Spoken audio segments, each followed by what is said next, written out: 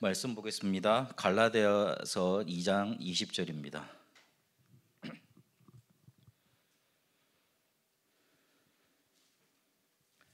갈라디아서 2장 20절입니다. 찾으셨으면 한 목소리로 같이 읽도록 하겠습니다. 내가 그리스도와 함께 십자가에 못 박혔나니 그런즉 이제는 내가 사는 것이 아니요 오직 내 안에서 그리스도께서 사시는 것이라. 이제 내가 육체 가운데 사는 것은 나를 사랑하사 나를 위하여 자기 자신을 버리신 하나님의 아들을 믿는 믿음 안에서 사는 것이라. 아멘. 오늘은 EBS 개인 양육 훈련 두 번째, 양육 대상자에 대한 질문,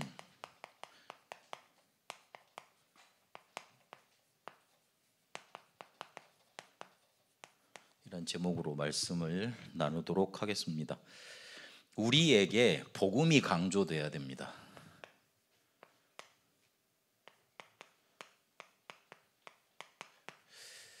복음을 강조해야 된다, 이렇게도 우리가 받아들일 수 있는데 조금 다른 의미로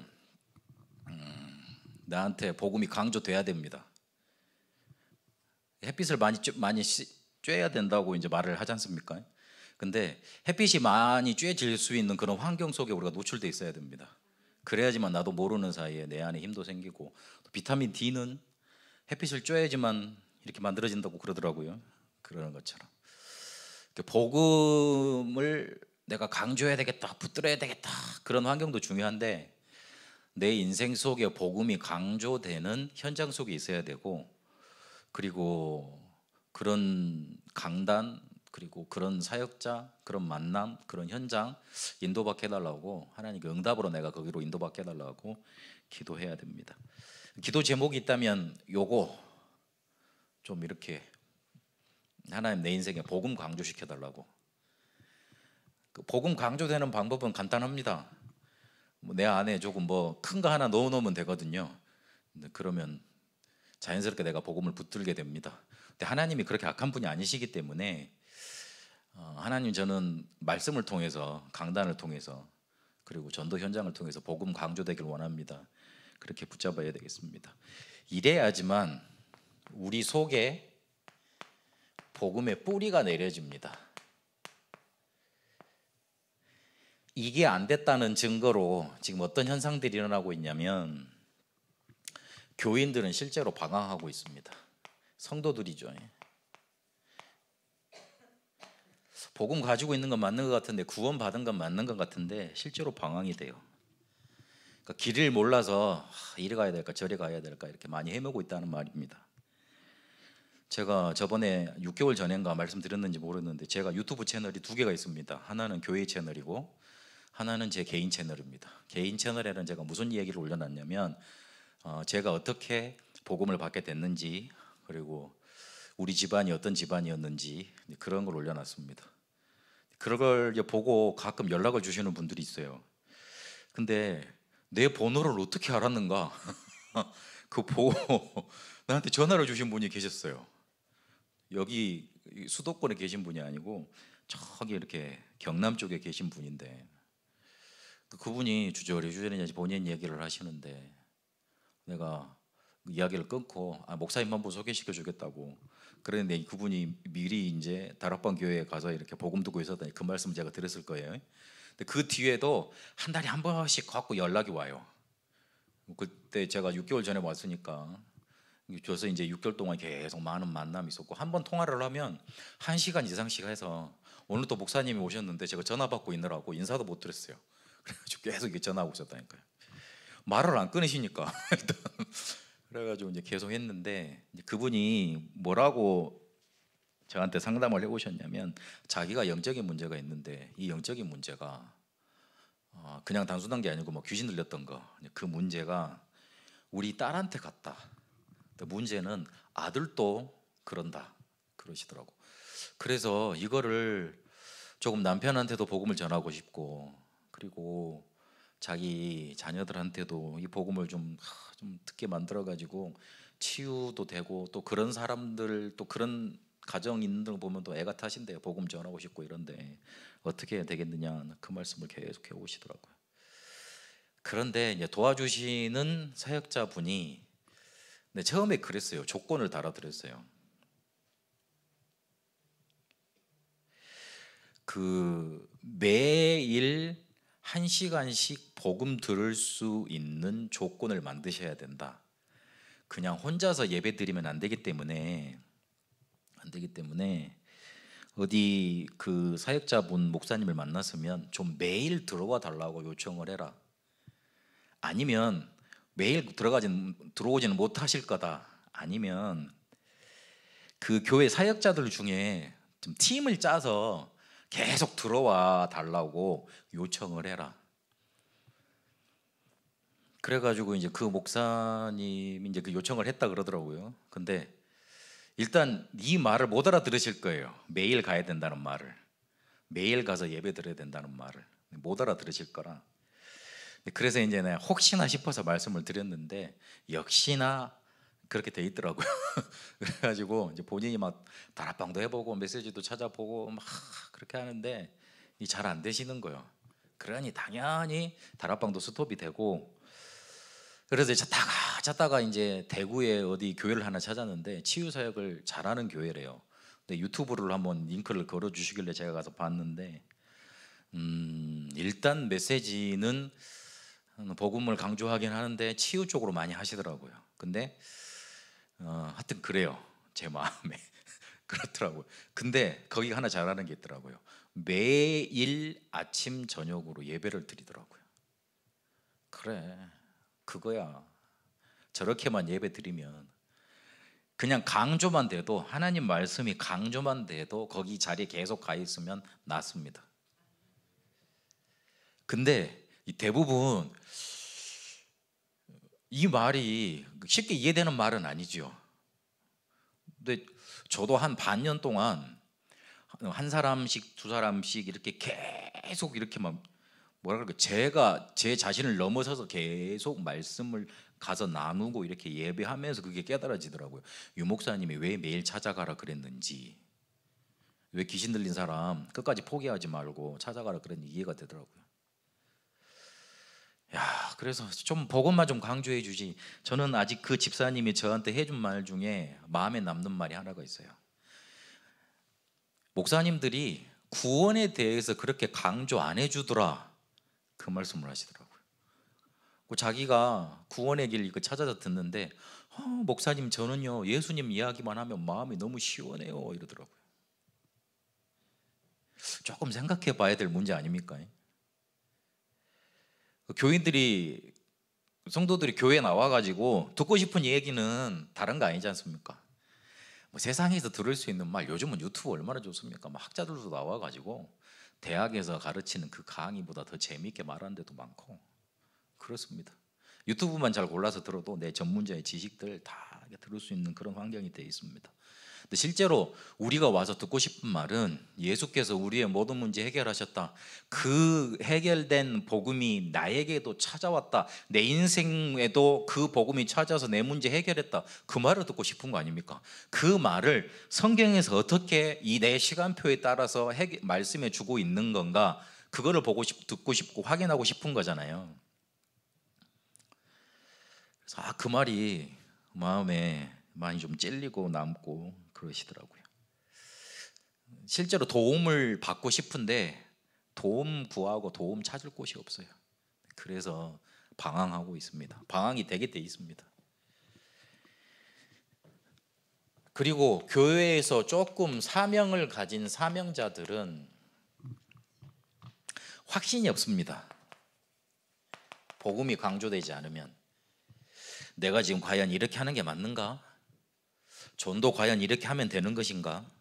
뭔가 일은 많이 하고 있고 헌신도 많이 하고 있는데 과연 이러면 하나님이 기뻐하시는 것인가? 확신 없게 되어 있습니다. 그리고 목회자를 포함한 사역자들이 다른 것 강조하게 됩니다. 자기 체험, 자기가 보고 경험한 거, 자기 신학, 자기가 배웠던 거, 그것을 답이라고, 요 다른 것이 답이라고 계속 강조하게 됩니다. 복음이 강조되지 않으면. 그러면 그 시대는 뻔한 시대가 돼버립니다. 그리고 그거를 듣고 자라는 후대들은 교회를 떠나게 돼 있습니다. 당연한 사실입니다. 이게 점점 경제 사정도 좋아지면서 떠납니다만은 결국 그 근본 원인 중에는 복음 강조되지 않았기 때문입니다. 교회 나올 이유가 없는 거예요. 교회에 나와서 뭔가 이렇게 큰 사람의 위로 그걸 받고 싶어서 오는 게 아닌 것 같아요.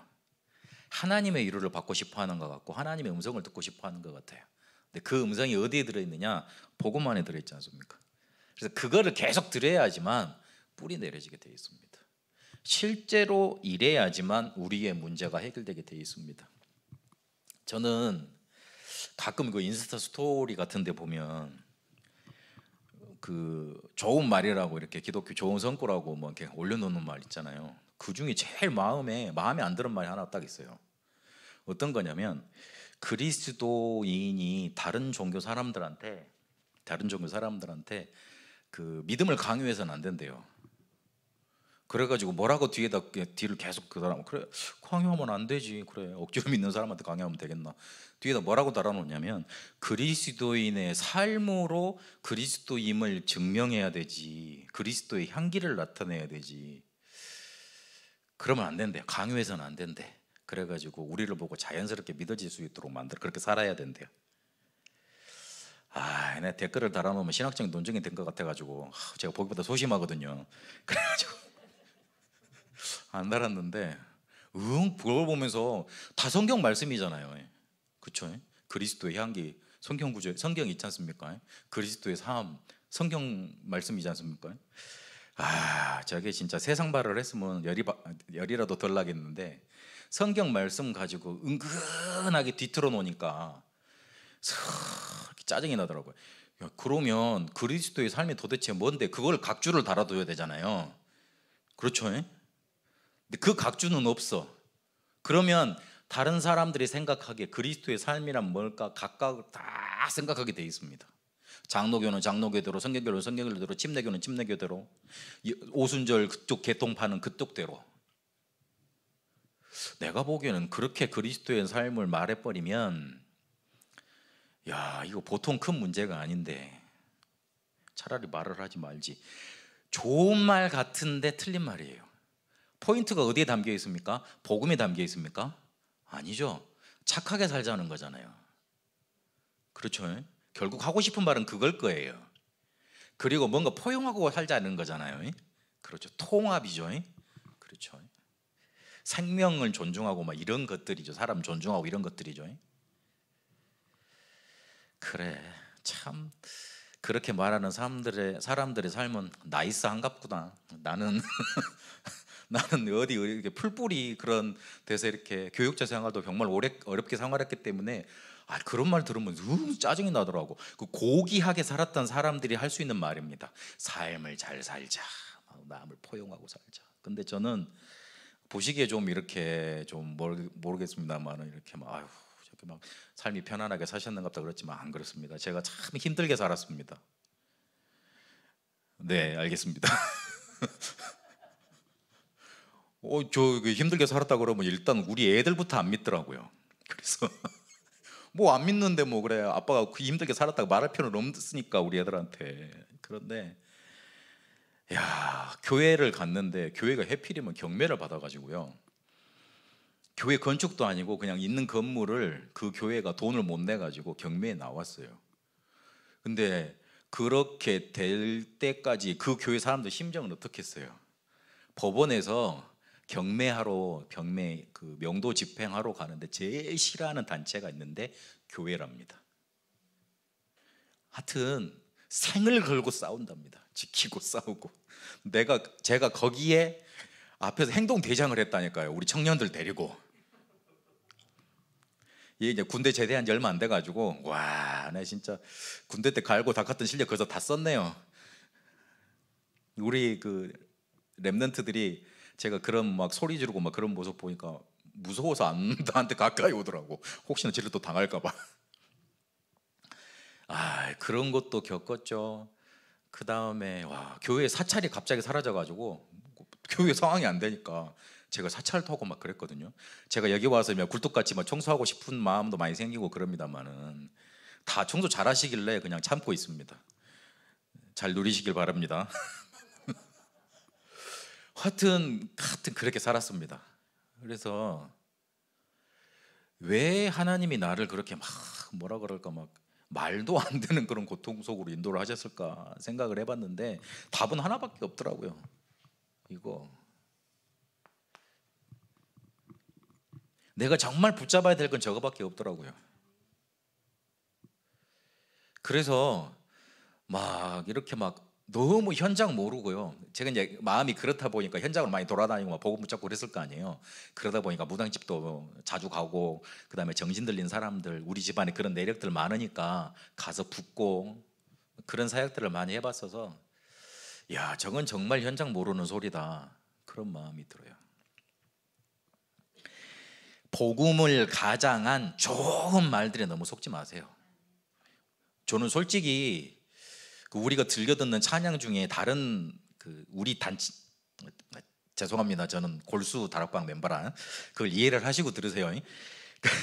다락방 말고 다른 찬양 듣는 것도 좀 솔직히 저는 좀 꺼려져요. 꺼려진다니까요. 그 곡조들이 좋은 게 많아요.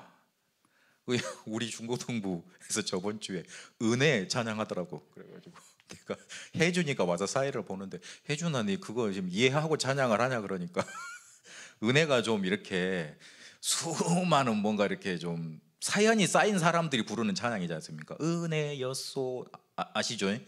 그래가지고 막 그랬는데 그래서 야 우리가 부르는 찬양도 조심해서 불러야 되는데 그게 우리 인생이 되는데 이러면 또 나 이상하다 그럴 겁니다. 아유 확실히 이단 맞구나 그럴지 모르겠는데 뭐 이단 돼도 괜찮습니다. 뭐 이왕 뭐 어디 갈 데도 없는 거 확실하게 복음이나 내가 증거해야 되겠으니까.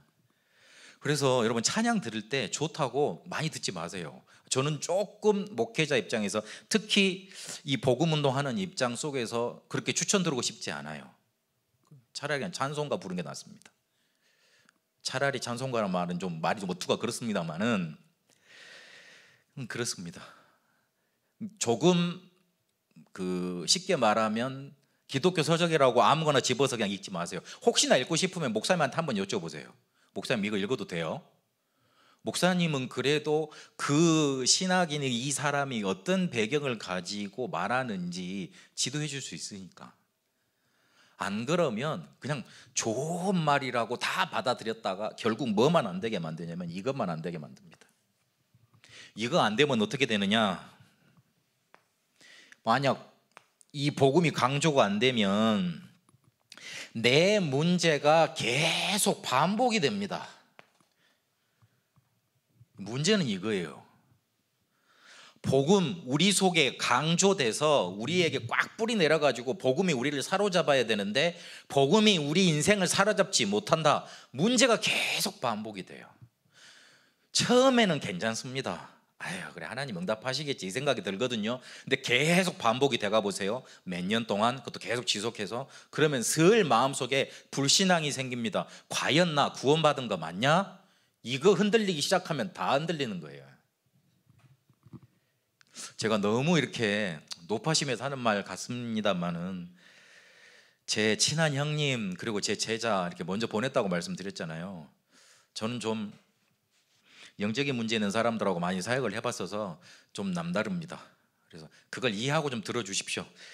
저 목사님 왜 이렇게 복음 강조하는데 이렇게 막 사람이 좀 이렇게 달라 보이지 그럴지 모르겠는데 하여튼 그렇습니다. 저는 우리 랩런트들한테 공부 잘하라 열심히 살아라 그 말을 못 해주겠어요. 그 말을 못 해주겠어요. 정말 좀 죄송합니다. 저는 지금도 쉬운 게 공부입니다. 재수 없는 걸 그런 눈빛으로 표정도 보지 마시기 바랍니다.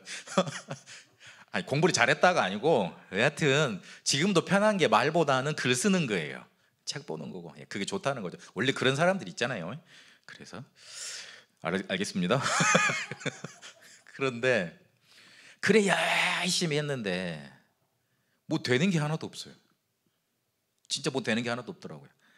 그리고 열심히 교회 다녔는데 자꾸만 우리 집안 저주지향으로 빠지는 거예요. 하여튼 아이고야, 다 말을 잘 못합니다. 그런데 저한테 단 하나만 답이 되더라고요. 복음. 단 하나만 답이 되더라니까요. 복음. 그게 우리 랩런트들의 증거가 돼야지. 물론 열심히 해야죠. 열심히 공부해야지 시험점도 잘 나오지. 열심히 하지 말란 말이 아니에요. 근데 그 열심히 해라는 말을 답으라고 전달해 줄 수 없더라고요. 복음. 그것만 답입니다. 그래서 우리 진짜 반복되는 문제, 내가 제일 나를 잘 알지 않습니까? 반복되는 문제가 계속 내 인생에서 떠나지 않는다. 복음으로 완전 뿌리내리고 답을 내버려야 돼요. 그래야지만 끝납니다. 그리고 지금까지 내가 영향받았던 것들이 있잖아요.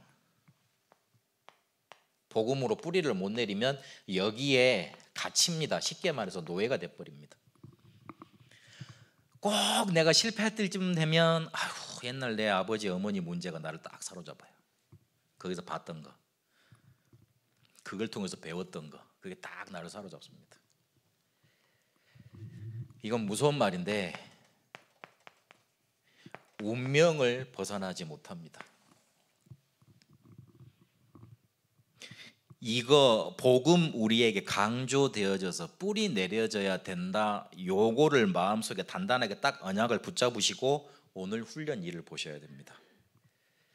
이 복음이라는 게 우리 속에 강조되어져서 답으로 꽉 사로잡혀 있어야지 가서 세게 말하란 말이 아니고 가서 조근조근 말을 하고 성경 구절을 펼쳐주고 전달을 할 때 그게 그 사람한테 답이 됩니다. 내게 답이 아닌데 어떻게 그 사람한테 답이 되겠어요? 이 사람은 지금 질문 꽉 차 있는데 안 그래도 묻고 싶은 거 많았는데 내가 흔들리고 있는데 내가 복음에 대한 뭔가 확실한 답이 없는데 어떻게 그게 가서 답이 되겠습니까? 답이 될 수가 없습니다. 그래서 내 인생 속에 하나님 복음을 강조시켜 주십시오. 나는 그 현장 속에 있겠습니다. 그걸 딱 언약으로 붙잡고 계속 복음 뿌리 내리는 작업을 계속 해나가세요. 지금 어떤 문제 있어도 괜찮습니다. 오히려 그 문제가 축복이라는 게 나중에 딱 발견이 될 겁니다. 그거를 미리 아는 거 보고 믿음이라 그럽니다. 뒤에 가서 아는 거는 누구나 다 알 수 있습니다. 하나님이 날 인도하셨구나. 그런데 그때는 이미 응답을 많이 놓친 상태입니다. 그래서 믿음으로 붙잡고 지금 나의 여정을 통과해 가는 겁니다. 그래서 본론에 보시면 1번에 지도자의 지침사항이라 그래가지고 어떻게 다락방을 준비할 것인지, 그리고 여기에 메시지는 어떻게 준비할 것인지, 또 연결망 시스템을 말하죠. 시스템을 어떻게 구축할 것인지 말하고 있습니다. 이제 다 끝났으니까 이거를 어떻게 전달할 건지.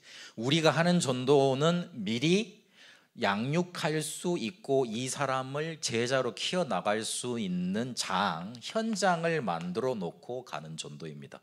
안 만들어져 있더라도, 다락방을 안 열었더라도 그거 할 생각을 하고 사람을 만나는 거예요. 그리고 이 사람한테 실제로 말씀으로 답을 줘야 됩니다. 그래서 요 준비해야 됩니다. 우리가 인간관계로 이 사람을 잘 설득하고 교회로 갖다 앉혀놓을 수는 있지만 이 사람 신앙을 성공시킬 수는 없어요. 성장시킬 수는 없습니다. 어떻게든 말씀 들어가야 돼요.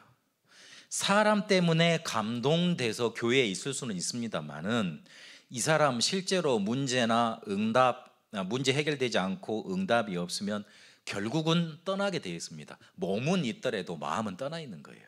그런 사람이 절대 신앙이 성장할 리가 없죠. 그래서 말씀이 일단 들어가야 됩니다. 그래서 그 준비를 해야 됩니다. 결국은요, 사람을 바꿔놓으려면, 사람을 살리려면 말씀 들어가야 돼요. 그래서 그 준비해야 된다는 거예요. 그리고 주변 사람들을 놓고 기도하면서 시스템, 여기 연락망이라고 돼 있죠.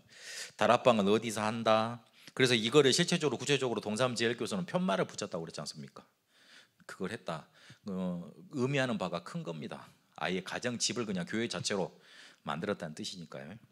그렇게 하고, 오늘 중요한 키는 2번입니다. 양육 대상자에 대한 질문을 할 때, 특히 이 사람이 지금 영접하고 난 다음인데 아직 이 문제에 대해서 정확한 답이 안 나 있을 거라는 거 예상을 하고 지금 묻는 겁니다.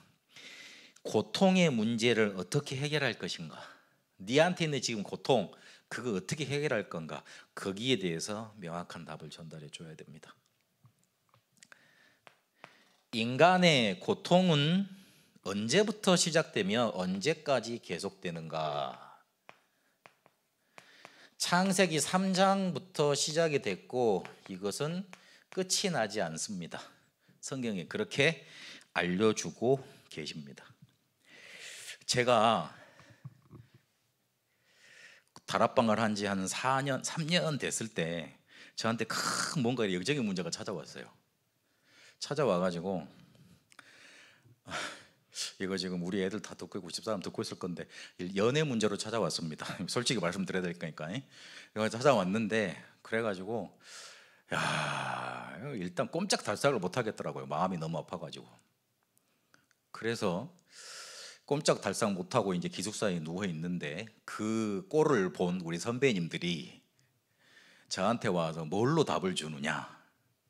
성경, 신학생들이니까 또 다락방 난다 긴다 하는 사람들이니까 메시지를 준비를 해가지고 나한테 메시지를 퍼붓기 시작하는데 내가 누워 있는데 뒤에서 하더라고. 이렇게 네가 지금 사명이 부족한 거래. 사명이 부족하니까 여자한테 홀랑 넘어가가지고 마음이 아픈 거래. 그렇죠. 사명이 부족하니까 그러고 있겠죠. 두 번째, 20대 초반이니까 네가 정말 사랑을 한 게 아니고 그냥 인간적인 욕구, 욕정 여기에 사로잡힌 거래. 알았다고 인정한다고 그렇다고. 세 번째는 또 내가 원래 그렇게 나쁜 놈이라 그러던가 다음부터 욕을 하더라고요. 내가 뭐 자기들한테 뭐 잘못한 거 있나 그래가지고 내가 제가 좀 이렇게 지도자급 애들 좀 리더하는 리더의 입장이 있으니까 안타까워서 그런 말들을 했겠죠. 와서 달래기도 하고 욕하기도 하고 수많은 말을 내뱉는데 내 마음속에 저거 정말로 답이다 이 생각이 하나도 안 들더라고요. 아니 그 메시지 자체가 나한테 문제가 생기니까 그 뭐랄까 옛날에 그 있잖아요. 그 옛날에 그 메시지 뭐라고 표현 못할 그 옛날 메시지를 갖고 와가지고 저한테 답이라고 말을 해주는데 사람들이 다 달리 보이더라니까요. 그런가 내 마음은 그게 아닌데. 그러니까 그 말을 들으면 들을수록 나는 신경이 싹 스트레스가 올라오고 그 다음에 문제는 해결 안 되고 막 열이 받고 막 하고 막 그런 상태였어요. 그러다가 어디를 갔냐면 핵심을 갔습니다. 그 당시에 핵심이 광주에서 대교회라고 예일교회 앞전교회입니다. 이름을 대교회에서 큰 교회에서 박희선 목사님이 큰 교회에서 예일교회로 이제 바꾸셨어요. 근데 그 대교회 때 작은 교육관 한 여기보다 작아요. 요 크기만 할 거예요. 그래가지고 그때 이제 광주 전라도 있는 사람들이 다 오니까 늦게 가면 자리가 없어서 서 있어야 돼요. 제가 어디 서 있었냐면 저기 뒤에 문 본당 저 문 있죠. 문 뒤에 서 있었어요. 서 있어가지고 이제 사람 너무 많으니까 끼어서 이제 메시지 적지도 못하고 딱 듣고 있는데 유 목사님이 그날따라 뭘 하고 서두에 딱 말씀을 하시냐면 아직도 기억이 나네. 여러분의 문제가 어떤 건지는 모르겠지만 여러분의 문제는 창세기 3장입니다. 이러면서 동그라미를 딱 치면서 딱 내리치더라고요. 그때 내 마음속에 뭔가 망치로 빵 내리치는 것 같더라고요. 그래, 저거지. 내 문제가 그래 사명 부족이 아니고 내 실수가 아니고 내 욕심이 아니고 욕망이 아니고 내 뭔가 부족함이 아니고 내 환경이 아니고 창세기 3장이지. 3년 동안 주구장창 들었던 메시지였거든요. 누구 하나 그런데 그 메시지를 가지고 내 마음을 확 힙입하는 사람들이 없더라고요. 여러분 문제 과연 도대체 뭐라고 생각을 하십니까? 부모님을 혹시 잘못 만나셨습니까? 여러분, 근데 저는 예전까지 그랬어요. 내가 부모님을 잘못 만났다 싶었는데 제가 애들을 낳고 살아보니까 우리 부모님만큼 대단한 분이 없으셨구나 이 생각이 들더라고. 아이들 밥에 이렇게 한 숟갈씩 이렇게 음식 밥 먹여주는 게 그게 대단한 일이구나 싶더라고요. 내가 왜 그렇게 원망을 하고 살았지 싶대 진짜. 그리고 저는 저희 집안이, 그리고 제가 또 전라도 출신이잖아요. 그렇기 때문에 큰 성공 못 할 거라는 거 예전부터 알고 있었어요. 근데 혹시 내가 전라도 사람이라서, 아니면 우리 집안이 너무 없는 집안이라서, 내가 줄이 없어서, 배경이 없어서 맨날 이탄만 하고 살았다니까요. 그게 아니더라고요. 내가 영적인 문제가 많아서 그런 줄 알았어요. 그게 아니더라고요. 진짜 우리 문제는 창세기 3장의 문제입니다. 창세기 3장의 문제라면 그 다음부터는 답이 쉽습니다. 내 문제가 뭔가 부족한 문제라면 그거를 채워야 되지 않습니까? 그러나 내 문제가 창세기 3장이라면 답은 쉽습니다. 예수께서 그리스도 되신 거, 그것만이 답이 됩니다. 인간의 고통이 왜 시작됐습니까? 보십시오. 창세기 3장 1절 5절까지 하나님을 떠났기 때문에 그렇고, 요한복음 8장 44절에 마귀의 유혹을 받았고, 에베소서 2장 1절 2절까지 보니까 영적으로 죽어서 그렇습니다. 그래서 마귀에게 눌린 자가 됐기 때문에 그렇습니다. 그렇다면 이거를 어떻게 해결이 되었습니까? 예수님께서 그리스도로 오셔서 그리스도의 삼중직을 우리에게 행하심으로 해결이 됐습니다. 그러면 우리의 고통은 당신의 고통 그랬습니다.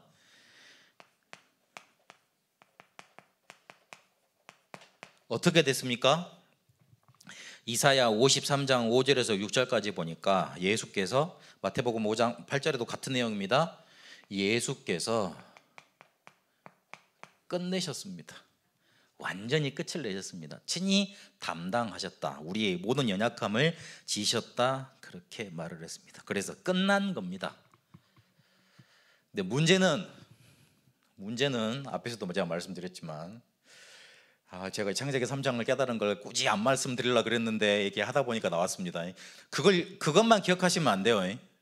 꼭 보니까 창세기 3장은 기억 안 하고, 아유 목사님 원래를 꼴레를 했다더라, 그것만 기억하시던데 그걸 기억하시면 안 돼요. 그것 때문에 제가 창세기 3장이라는 게 너무 강하게 부딪혀왔어요. 이게 너무 강하게 부딪혀오다 보니까 그리스도 해결됐다는 게 너무 저한테 강하게 부딪혀오더라고요. 칼빈도 그랬습니다. 칼빈 목사님도 그리스도, 하나님 정말 은혜 알려면 사단의 역사 제대로 알아야 된다고 말을 했습니다. 그래서 지금부터 어떻게 시작해야 되느냐? 갈라디아 2장 20절, 그리스도께서 우리 안에 사시면 됩니다. 옛날에 나는 죽어버렸습니다. 옛날에 이거는 죽어버렸습니다. 이렇게 받는 분들도 혹시 이제 계실지 모르겠는데, 옛날의 나를 죽이라는 말은 아니에요. 자세히 쳐다보세요. 성경을 일단 성경대로 봐야 되잖아요. 자세히 쳐다보시면 나를 죽이라는 말이 아니잖아요. 죽었다 그랬잖아요. 그리고 그리스도께서 사신다 그랬잖아요. 이제는 내가 그를 믿는 믿음 안에서 사는 거라 그랬잖아요. 죽이라는 말이 없어요. 왜냐하면 죽었으니까. 그걸 인정하면 됩니다. 그 순간 그리스도께서 우리 안에 사십니다. 그걸 믿으면 그 믿음 안에서 우리가 살게 됩니다. 어떻게 그렇게 믿음 안에서 살게 되느냐? 요한복음 2장 1절에서 11절까지 그리스도께서 우리의 주인 되셔서 우리의 삶을 이끌어 가십니다. 더 거한 말로 하면 우리 멱살 딱 붙잡고 따라와 임마 이런 거, 따라와 임마 이러는 거예요. 주인이 누구냐에 따라서 보시면 모든 것이 달라진다 그랬습니다. 그런데 지금까지 내가 주인이었잖아요. 그걸 말하지 않습니까? 그런데 미안하지만 내가 주인이라는 뜻은 사단과 귀신이 나를 모르게 속였다는 뜻이 됩니다. 그거는 엄청나게 무서운 일이 아닙니까? 그래서 이것만 인정하고 인도받으면 됩니다. 창조주이신 하나님께서 모든 것을 해결하실 수 있고 일도 만드실 수 있고 안 되게 하실 수 있는 그 분께서 우리의 주인이 되신 겁니다. 그걸 믿고 살아가는 겁니다. 여러분, 여기서 고통에서 답을 찾게 되시길 바랍니다. 우리 선교 축제 주일 때 받았던 메시지 중에 모든 고통과 저주를 하나님의 축복으로 바꾸는 그 답을 붙잡게 되시길 바랍니다. 그게 바로 그리스도입니다. 이 그리스도가 정말 답으로 붙잡혀지려면 문제부터 제대로 우리 속에 인식돼야 됩니다. 창세기 3장 문제입니다. 우리 가정이 잘못됐다고 말하면 원망만 계속 나오게 되어 있습니다. 하나님은 그러려고 우리를 거기에다가 집어넣으신 게 아닙니다. 3번 보시면 양육에 대한 개인 메시지, 그 뒤로 이제 이 고민의 문제를 해결해 놓고 뒤에 개인적으로 줘야 될 메시지는 계속 메시지가 나옵니다. 훈련 단계 이렇게 보시면 되겠고, 그리고 기본 성경 구절 정도는 암송해 놓는 게 좋습니다. 뭐 성경에 다 있는데 그냥 보면 되지요. 뭐 핸드폰 치면 다 나오는데요. 그런데 솔직히 다 없을 상황으로 생각해 보면, 그리고 그거를 꼭 말해서 내가 이게 외워져서 내게 각인돼서 뿌리돼서 이렇게 나가는 거하고 다릅니다. 그래서 그게 다르게 되어 있습니다. 그러면 오늘 결론을 맺어야 되겠는데, 이 복음의 뿌리를 내리고 내 고통 문제를 다 해결하는 길이 이제 시작이 예수님께서 주인 되는 거라 그러셨는데, 그거를 현실에서 가장 빠르고 쉽고 정확하게 할 수 있는 길이 어떤 거냐?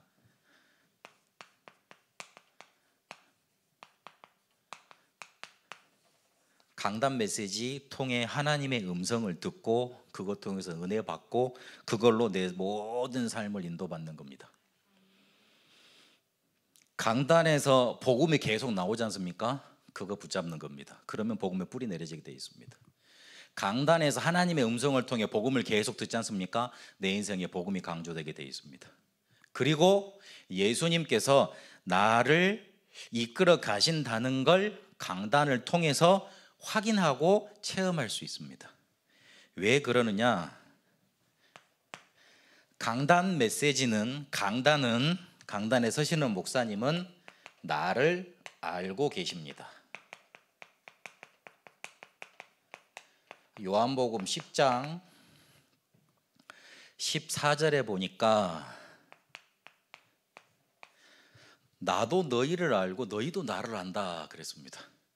그 말이 나오면서 그래서 내가 너희를 위해서 목숨을 바치러 간다 그랬습니다.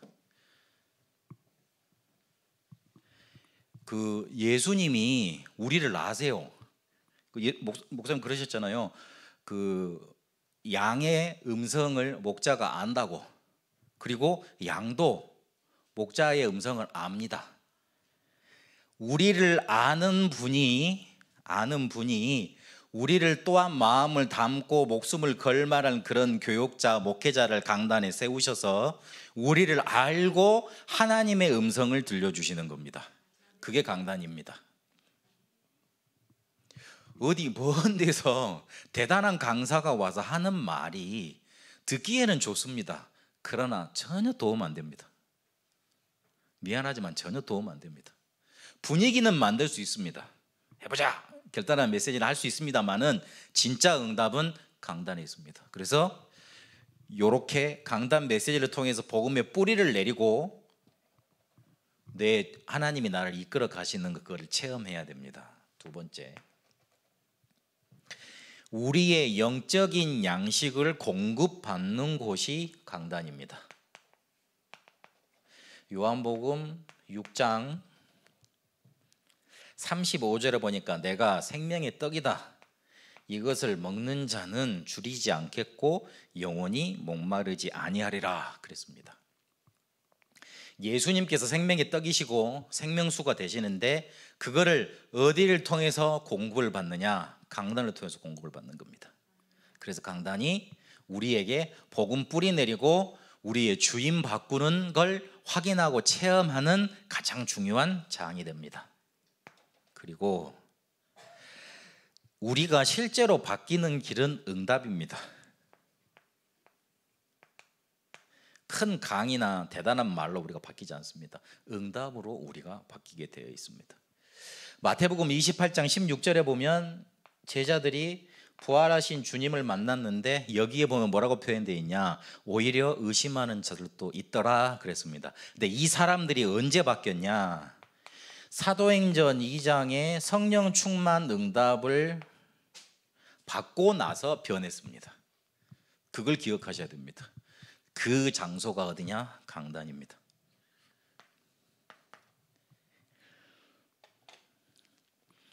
우리가 예수님이 나의 주인 되신다 그러는데 그게 되게 뜬구름 잡는 소리거든요. 그 뜬구름 잡는 소리예요. 그거 예수님이 나의 주인 되신다는데 어떻게 해야 되지? 예수님께 물어봐야 되나? 그럼 예수님이 나한테 이렇게 물어보면 이렇게 답을 해주시나? 이럴 수 있어요. 그런데 잘 봐라. 나는 강단에서 예배 드릴 때마다 하나님이 신기하게 내 마음을 알고 이렇게 구체적인 행동 방법까지 깨닫게 해 주신다. 그렇게 하나님의 음성이 들린다. 그걸 몇 번 체험하고 났다.